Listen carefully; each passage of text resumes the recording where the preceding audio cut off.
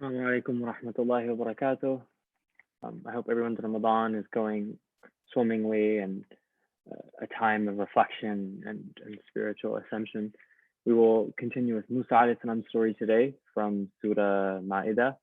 And just a quick reminder, if you guys have any questions, go ahead and start typing them now or throughout the lecture so that near the end we don't have to kind of wait for people to input. Rather, we can just kind of read them out. أعوذ بالله من الشيطان الرجيم بسم الله الرحمن الرحيم وإذ قال موسى لقومه يا قوم اذكروا نعمة الله عليكم إذ جعل فيكم أنبياء وجعلكم ملوكا وآتاكم ما لم يؤت أحدا من العالمين يا قوم ادخلوا الأرض المقدسة التي كتب الله لكم ولا ترتدوا على أدباركم فتنقلبوا خاسرين قالوا يا موسى إن فيها قوما جبارين وإنا لن ندخلها حتى يخرجوا منها فإن يخرجوا منها فإنا داخلون قال رجلان من الذين يخافون أنعم الله عليهم ادخلوا عليهم الباب فإذا دخلتموه فإنكم غالبون وعلى الله فتوكلوا إن كنتم مؤمنين قالوا يا موسى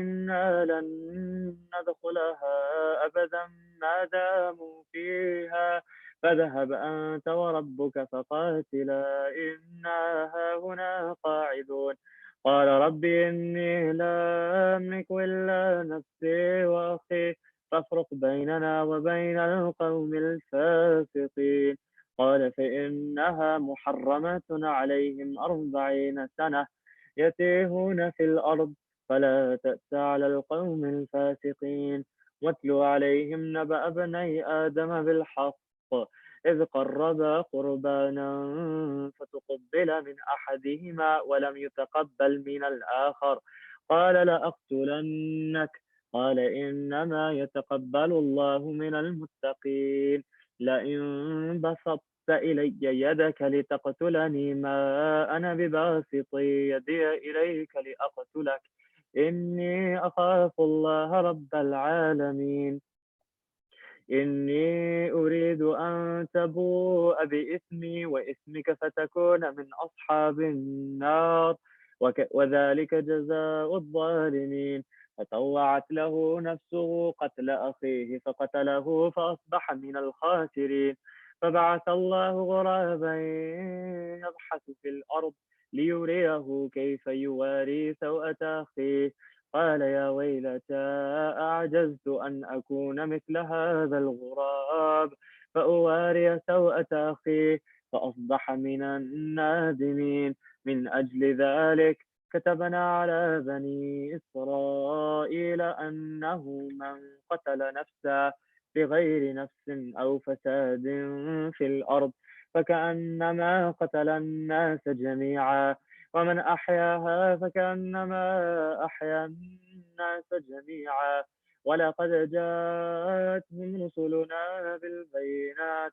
ثم إن كثيرا منهم بعد ذلك في الأرض لمسرفون إنما جزاء الذين يحاربون الله ورسوله ويسعون في الأرض فسادا أن يقتلوا أو يصلبوا أو تقطع أيديهم وأرجلهم من خلاف أو ينفوا من الأرض ذلك لهم خزي في الدنيا ولهم في الآخرة عذاب عظيم إلا الذين تابوا من قبل أن تقدروا عليهم فاعلموا أن الله غفور رحيم صدق الله العلي العظيم وصدق رسوله النبي الكريم ونحن على ذلك من الشاهدين والشاكرين والحمد لله رب العالمین.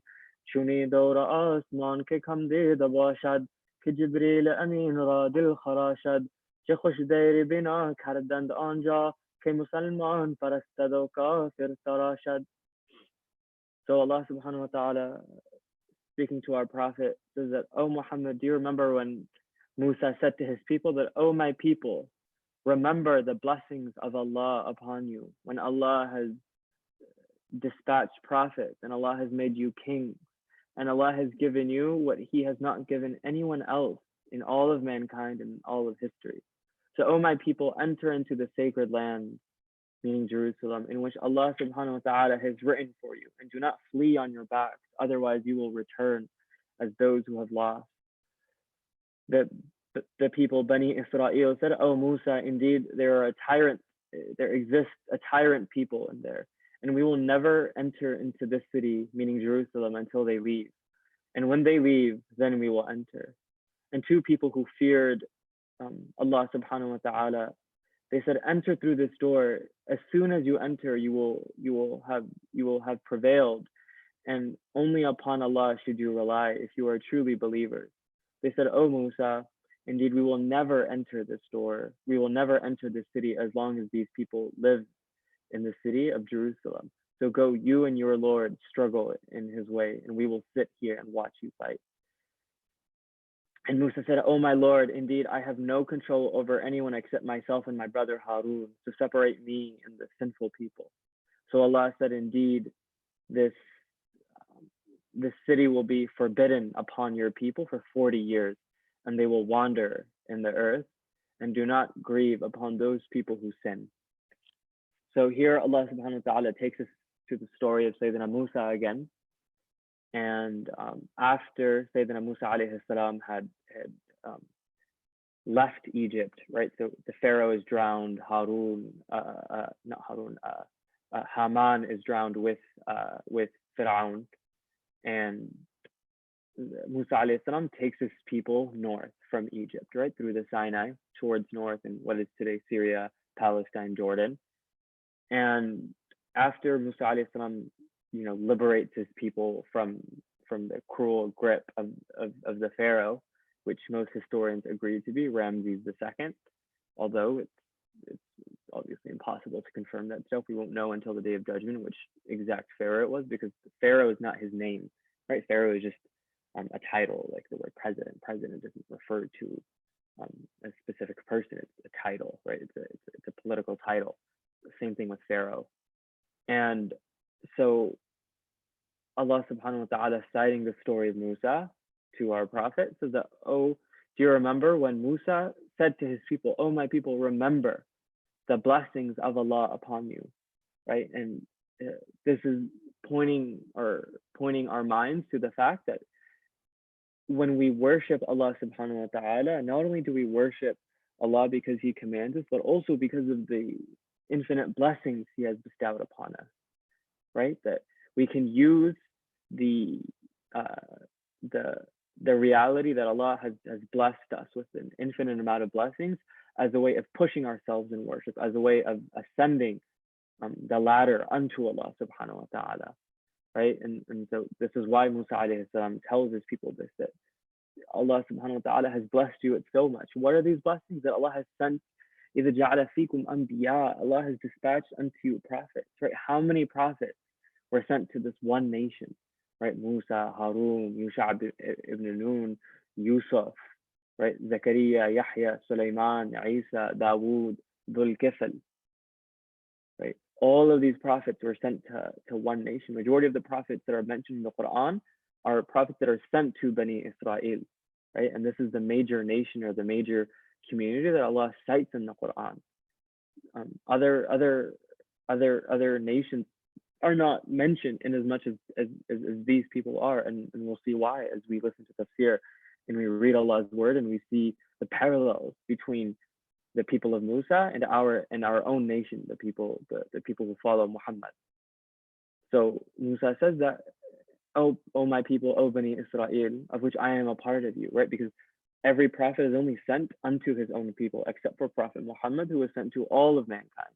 But every other prophet is only sent to their own people, right? And in this people, Allah had made them not only prophets, but also kings, right? And then Musa says that Allah has bestowed upon you or has gifted you what other people have not received in all of mankind, in all of history, right? Up to that point, nobody had received the blessings and the kind of divine involvement of Allah and prophets in the way that Bani Israel had, right? So despite all of this, we're going to see that they still are stubborn. And then Musa alayhi salam says that enter into this sacred city, meaning Jerusalem. Al-Ardul Muqaddasa. Muqaddasa comes from the word qadasa, to be sacred. Muqaddasa is the past object, so the sacred city, right? The past participle. Ya qawmi dkhulu al-ard al-muqaddasata allati. Enter into the sacred city, meaning Jerusalem, right? And they had essentially come to the gates of Jerusalem, and Allah told them to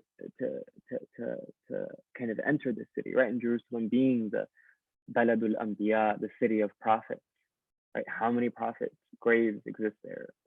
You know, when I was there, there's still Zakaria alayhi salam's grave, Dawood alayhi salam's grave. Obviously, Isa alayhi salam is in the heavens, but he spent majority of his time in the city.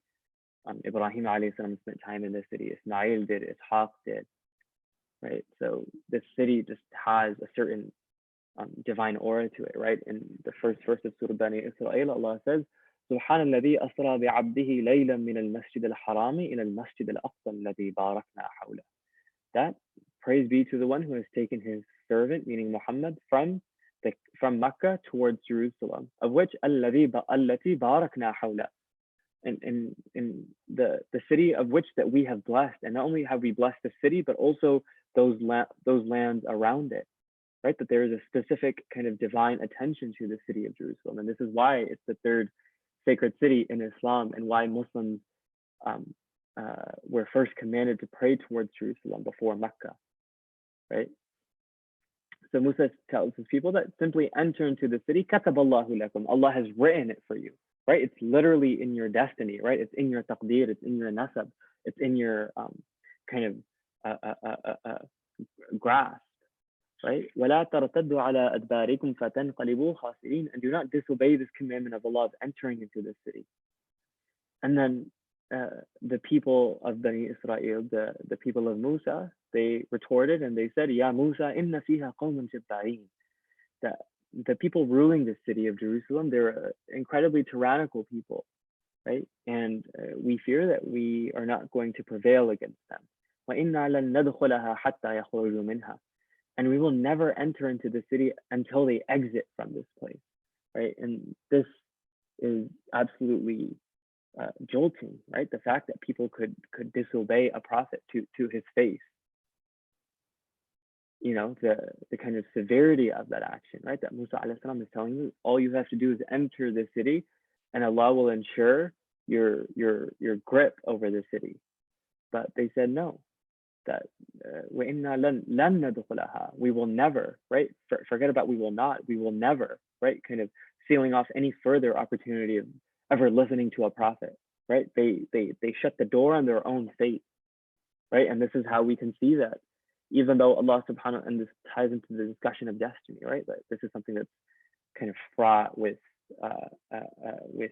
tension, especially in today's ummah. That how do we understand destiny? Because here Allah is saying that Allah had written the city of Jerusalem for them, but yet they still didn't enter, right? So we can see this kind of tension between free will and predestination, and this is the standard view of Ahlul Sunnah wal Jama'ah, the standard view of our ummah, that we are in between, that Allah subhanahu wa ta'ala has written everything, but yet we also still have free will, that our free will is under the destiny of Allah subhanahu wa ta'ala, right? And Muhammad Iqbal said in his magnum opus, Reconstruction of Religious Thought in Islam, the way we can understand destiny is that destiny is essentially a set of infinite possibilities, right?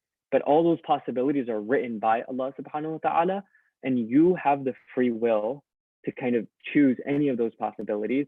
But after you had, it was already in Allah subhanahu wa ta'ala's knowledge that you were going to choose one of those possibilities. And I know that's still really dense and seems somewhat contradictory, but that's the best way that you can kind of articulate destiny, right? That you have free will, but your free will is under the decision of Allah subhanahu wa ta'ala, right?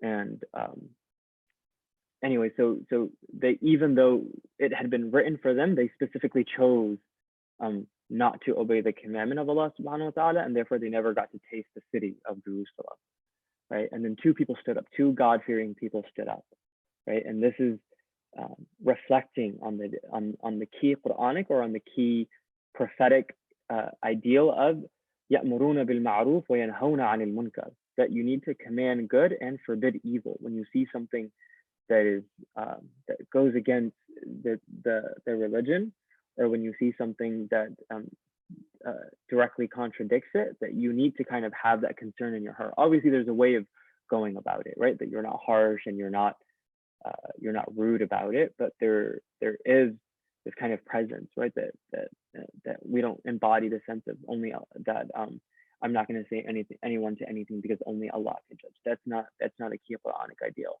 right? That we engender this sense of community, and we want all that we have this concern that other people also walk on the path of Rasulullah, that we are also kind of consumed by this anxiety that other people are not following the Sharia, right? And which is why the Prophet said that there's 3 stages to commanding good and forbidding evil. One is that that he should try to change the situation with his hand, right? I.e., that he goes and he tries to talk to them, right? And then the Prophet said that the kind of lowest state of iman when seeing something evil is that you hate it in your heart, right? That you don't do anything about it, but you hate that in your heart, right? Because the Muslims, someone with true faith, should not be able to stand kind of sins being taken place, right? That's why Sayyidina Yusuf, the Prophet Joseph, upon him be peace, says, إني تركت ملة قوم لا يؤمنون بالله وهم بالآخرة هم كافرون. That I have left the people, I have discarded, or I have cut off ties with those people who do not believe in Allah and the afterlife. And why did Yusuf say this, right? Because those people who do not necessarily bring faith into the afterlife, right? Their whole mode of living, their character, their way of viewing the world, their way of viewing religion or ethics or ritual, all of that will change, right? If your belief, if you do not have faith in the afterlife, your whole kind of way of engaging with the world and engaging with people will change, right? That since people do not believe in an afterlife, they won't care about the consequences of their actions. They won't care about if their deeds are reprehensible or not, right? As opposed to someone who does believe in the afterlife, that concern is an undercurrent of their deeds and of their intention and the way that they go about their life. But anyways, 2 people stand up from the people of Bani Israel, kind of critiquing their own people, that ادخلوا عليهم الباب فإذا دخلتموه فإنكم غالبون. That, oh my people, all you have to do is just simply enter this city, right? That Allah has written it for you. That do you not have faith in Allah? Do you not have belief in Allah subhanahu wa ta'ala? When Allah has promised a certain event, or Allah has promised a certain consequence, why do you not bring faith in that? Despite the fact that you have seen so many miracles with your own eyes. You saw the sea split for you. You saw an incredibly powerful king like Pharaoh drown before your eyes. You know, you had suffered the chains of slavery for so many centuries, and you saw how you had been liberated by a single prophet, right? Musa alayhi salam, and then obviously his brother was with him, right? Just by 2 people, and they were able to liberate you. Despite all of these blessings, you're still doubting the power of Allah subhanahu wa ta'ala, and analogizing that to our own lives, right? How many miracles, how many blessings have we seen, right? How many kind of unexpected yet kind of delightful turn of events have we encountered and experienced, yet we still have this doubt in Allah subhanahu wa ta'ala, that we still have, that will he take us through? Of course he will take us through, right? And this is what these 2 people, these 2 and in the tafsirs or in the commentaries, they mentioned that these 2 people, they were elderly, right? That they stood up and they challenged the kind of lethargy or the lack of faith of their people, right? So that, do you not have faith in Allah? وَعَلَى اللَّهِ فَتَوَكَّلُوا إِن كُنتُم مُؤْمِنِينَ. That rely upon Allah, put your confidence, put your trust, right? Close your eyes and realize that Allah subhanahu wa ta'ala will manage all of your affairs. يُدَبِّرُ الْأَمْرِ, that Allah manages your affairs, right? In kuntum mu'mineen, if you truly are believers, if you claim to believe in revelation, to believe in the prophets, and believe in the unitary nature of Allah, then why do you not trust him, right? And then here we're seeing stubbornness again. reiterated by them. قالوا يا موسى إنا لن ندخلها أبدا ما داموا فيها. O Musa, we will never enter the city as long as they are in there. As long as these people rule the city, we will never enter into the city. No matter what you say, despite you being a prophet, we will never obey this command of yours. Even after you have liberated us, and even after the blessings that you have given us by giving us the scripture of the Torah and asking forgiveness for us from Allah subhanahu wa ta'ala and all these other blessings that Bani Israel was selected with, right? And they still said, Ya Musa, and they repeated the kind of the never part, right? Inna lan nadkhulaha, we will never enter this city, right? Even though a prophet is telling them, right? Imagine disobeying a prophet point blank, right? To his face, someone who's embodying divine authority. You know, and we're seeing this again and again and again about how these people are disobeying their prophet and how Allah's punishment descends by the disobedience of their prophet, right? And how Allah's pleasure lies in kind of embodying the values of the prophet, right? Iqbal says, فَمُصْطَفَى بَرِسَان خِشْرَا كَدِي هَمَا أُوست أَغَرْ أُونَ رَسِيدِي تَمَام بُو لَهَبِيست. That make yourself reach Mustafa, make yourself reach the prophet, because all of the deen, all of the religion is contained in the personality of the prophet. But if you don't reach the prophet, tamam bu lahabist, everything else is Abu Lahab, right? That when our prophet was sent, every other path to Allah subhanahu wa ta'ala was closed. The only way of reaching Muhammad, or the only way of reaching Allah is through Muhammad. And Rumi talks about this too in his poetry, right? That I am a slave of Mustafa, of the chosen one, and that now the only light the only way that I can achieve that light is through Muhammad sallallahu alaihi wasallam, right? But you're not going to find that in the modern English translation that's obviously been edited out. And then to make matters worse, what does Bani Israel say to Musa alayhi salam? فَاذْهَبْ أَنْتَ وَرَبُّكَ فَقَاتِلَا. That you and your Lord go, right? Kind of even adding another element of disrespect. And commentators of the Qur'an say that the reason why they were so stubborn was because they had suffered so much oppression, right? That after so many centuries of slavery and condescension and this terrible condition, right? That they had even though they had seen the miracles, they could not bring themselves to bring full faith, because they had passed so many generations under slavery and under despicable conditions, and that had made their souls and their hearts hard, right? Allah says, ثم قست قلوبكم من بعد ذلك فيها كالحجارة أو أشد قسوة, right? That when you kind of disobey the prophets, that your hearts become hard. So here we can see that manifesting, right, with Bani Israel, that they're unable to follow the prophet. They're unable to bring themselves to bring true faith into Allah subhanahu wa ta'ala, because they had suffered so much. And it is in awareness of the reality that Allah does not punish them the way that He punishes other people who disobeyed their prophet, right? Other people who disobeyed their prophets were immediately punished. But Bani Israel was not necessarily punished in the same severe way, because one could take a guess, because they had suffered this terrible condition for so long, right? And it had changed their psyche, that even though they had seen a prophet manifest, right? That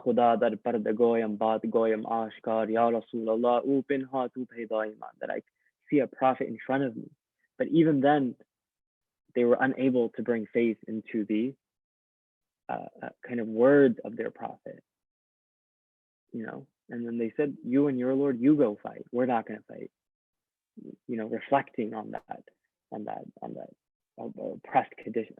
oppressed condition, right? That deeply rooted oppression that they had encountered for so many centuries. And then Musa alayhi salam gave up, right? Because إِنَّمَا عَلَى الرَّسُولِ الْبَلَاغُ الْمُبِينُ. That a prophet's only responsibility is to convey, right? That they're not really expected to force people to believe or to coerce them, but they do have the mandate to convey the message as Allah subhanahu wa ta'ala instructs them, right? And so Musa had been issued the command by Allah that go and enter into the city of Jerusalem, and you will you will kind of prevail over the city. And as you guys see in the comment section, again, any questions, go ahead and type them now so that at the end we're not kind of scrambling to wait and answer them. But if there are any questions. But so Musa alayhi salam at that point raises his hands in dua to Allah subhanahu wa ta'ala and says that, listen, I cannot coerce these people. I cannot force them to do anything, right? That I only have power over me and my brother, meaning Harun, right? So, oh Allah, separate me and the sinful people, right? That I do not, that, and Musa alayhi salam wanted to be in Jerusalem so avidly, right? That the hadith comes in Bukhari that when Allah subhanahu wa ta'ala was coming to take Musa alayhi salam's soul, and we'll talk about this verse in the next, or we'll talk about this incident in the next verse, right? قال فإنها محرمة عليهم 40 سنة. Then Allah subhanahu wa ta'ala made Jerusalem forbidden upon them and sent them into exile for 40 years, right? They were wandering in the deserts of Jordan and Syria and Palestine. But and during that wandering, both Musa and Harun alayhi salam passed away. And then, as I was just mentioning, in the hadith comes in Bukhari that Allah subhanahu wa ta'ala sends the angel of death, Azrael, to Musa alayhi salam. And while they're in this condition of exile, right? So even though Musa alayhi salam didn't do anything wrong, he was still mandated by Allah subhanahu wa ta'ala to go and kind of oversee Bani Israel in their exile, right? Even then, Allah subhanahu wa ta'ala had compassion upon them because of their past and their history, right? And this hadith comes in Bukhari that the Prophet said that when the angel of death was sent to Musa alayhi salam to come and take his soul, the Prophet said Musa alayhi salam punched the angel in the face, and then the angel goes back to Allah subhanahu wa ta'ala and says that, oh Allah, you've sent me to a man who doesn't want to die, right? So Allah subhanahu wa ta'ala tells the angel that, listen, go tell Musa alayhi salam, go return down and tell Musa alayhi salam to put his hand on a sheep, and whatever amount of fur or hair that he takes from it, that's the amount of years that he will be given additionally, right? And so anyways, the angel comes and XYZ happens, and then Musa alayhi salam says that I want to be buried as close to Jerusalem as possible. That he was never since he was unable to visit Jerusalem physically, he wanted to be buried close by. And today they have a grave set up in the West Bank, and called Qabr Sayyidina Musa alayhi salam. It's been preserved for a couple centuries. The Ottomans created an outpost there. You can see their kind of outpost for an archer behind them. There's a huge graveyard of Palestinians who were buried there for the past couple of centuries, and as well as Ottoman Turks. And they would also in Palestine, in kind of Ottoman Palestine, they would have a festival called the Nabi Musa festival, where they would essentially celebrate. They would go up to the grave of Sayyidina Musa alayhi salam and then walk to Jerusalem as a way of celebrating Sayyidina Musa alayhi salam. But yeah, Musa alayhi salam was not allowed to visit Jerusalem, right? Our Prophet did, right? During Isra wal Mi'raj, during the Ascension, Ibrahim alayhi salam did. Isa alayhi salam did, but Musa alayhi salam was forbidden from entering into that city because of his people. And Allah said, يَتِيهُونَ فِي الْأَرْضِ, that they're going to wander. And the hikmah, the wisdom behind this, that commentators of the Qur'an argue that all of those people that had suffered under Fir'aun or under the Pharaoh, that the purpose was Allah subhanahu wa ta'ala wanted to let that generation pass. It's the next generation that didn't necessarily have that trauma or that scarring from Pharaoh, that they would not be as hesitant in entering Jerusalem. And that's why the stories come that under Musa alayhi salam's successor, Yusha ibn Nun, or Joshua, he ends up taking Jerusalem with the next generation, where they're kids. Inshallah, we'll stop there. If you guys have any questions, go ahead. أقول قولي هذا وأستغفر الله لي ولكم ولسائر المسلمين واستغفروه إنه هو الغفور الرحيم. Tomorrow, inshallah, we'll start with Adam alayhi salam's story and his two children. So there's a question from YouTube where Luqman asks, was there a challenge that the Bani Israel would have had to face in order to enter Jerusalem, that they decided to refuse entry? I.e., what was the challenge that kind of made them fearful to entering Jerusalem. Yeah, so the idea was that there was a people ruling called Amalekah. It's I'm not sure what the Hebrew name of it would be, but that's what it comes in Arabic. And they were known as this kind of really oppressive and mighty and tyrannical people. And Musa, the people of Bnei Israel were like, hey, we just escaped from Fir'aun. We don't want to deal with another kind of overbearing, unjust rulership or political authority. And so that's why they decided to or refuse to enter. I hope that answers the question.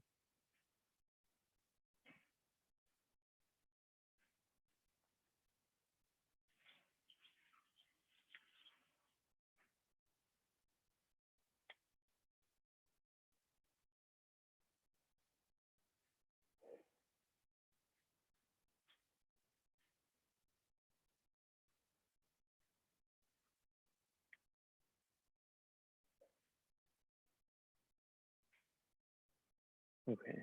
I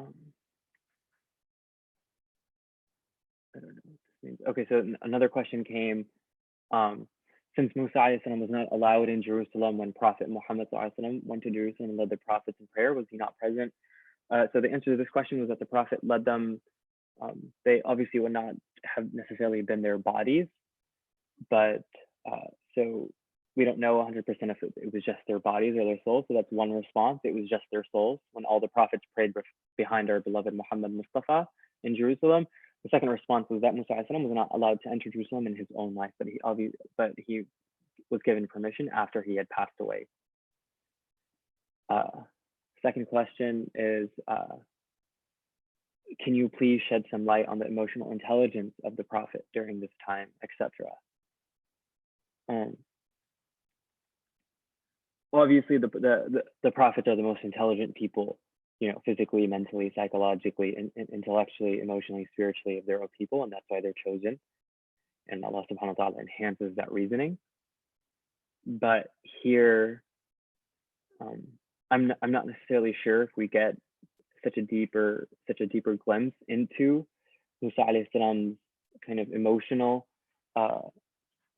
reckoning with this, other than just this one verse of when Allah says, quotes Musa alayhi salam's prayer when he says that inni la amliku illa nafsi wa akhi, that I have no authority over me and myself, so separate me and this sinful people, right? So he's almost weeping, right, in desperation that he's unable to enter into Jerusalem, and but he has no authority over himself. And you can see this because there's two tensions ongoing. One is that the command of Allah is coming, that Allah is commanding Musa alayhi salam to enter in Jerusalem, and B is that he himself wants to enter into this incredibly blessed city that Allah subhanahu wa ta'ala has blessed. So other in terms of emotional intelligence, I'm not sure that we get too much on his own deep emotions, other than there is this kind of yearning for Jerusalem, and that I mentioned in the hadith that Prophet Muhammad mentions, right? About, because we actually don't get that many hadiths about where prophets are buried. But the only hadith that we really get about prophets being buried is Musa alayhi salam, and Allah says that he's buried on the hill of, or on the edge of a red sand dune hill, and you can see these hills where his grave is right now.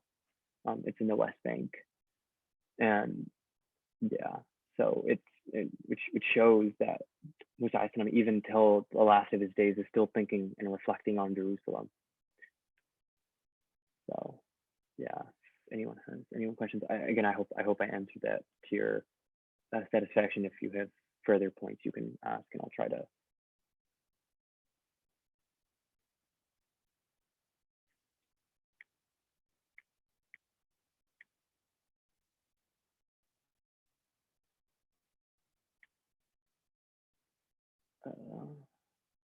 I think that's it, right? I think that's good for everyone. Okay, I'll see you guys tomorrow, inshallah. وآخر دعوانا أن الحمد لله رب العالمين. السلام عليكم ورحمة الله وبركاته.